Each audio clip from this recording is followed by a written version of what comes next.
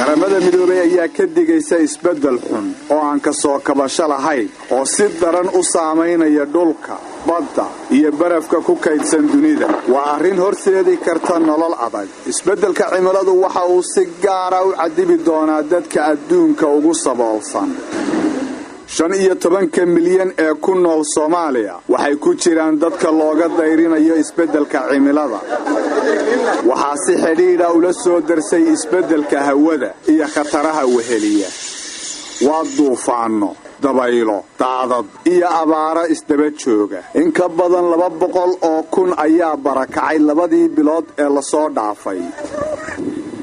bay'ada deegaanka Soomaaliya waxay asal u lahayd hawo iyo dabeecado kala duwan oo misana nugul dalku waligiiba abaaraha daris buu la ahaa laakiin sabankiiba mar ama laba ayuu ka qarxi jiray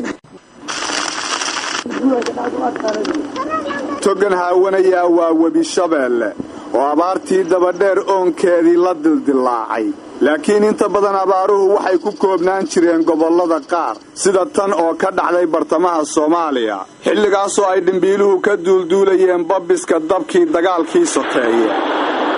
markii ay oogta dagaalku soo gaadhay Muqdisho 1991 waxa wajiga laga bedelay ma ahayn oo kaliya bilicda caasimada dalka dhagaxaantii dagaalka iyo macaluushii wehelisay waxay ku nasteen deegaanada beeraha iyo baadiyaha halkaas oo ay inta badan 50% Soomaalidu ku nooshahay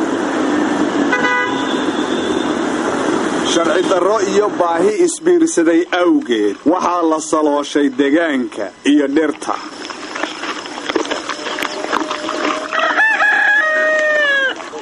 sanadkii 2011 ilaa 2017 qiyaastii in ka badan 8 milyan oo geed ayaa la jaray sanadkii 2012 qiimaha dhuxusha la dhoofiyay waxay ahayd 250 milyan oo dollar isbedelka cimilada adduunka iyo nabaad guurka baahsan awgeed waxa la aaminsan yahay in deegaanka Soomaalidu uu isu bedelayo mid qallalan oo dabeecadihiisa aan la saadaalin karin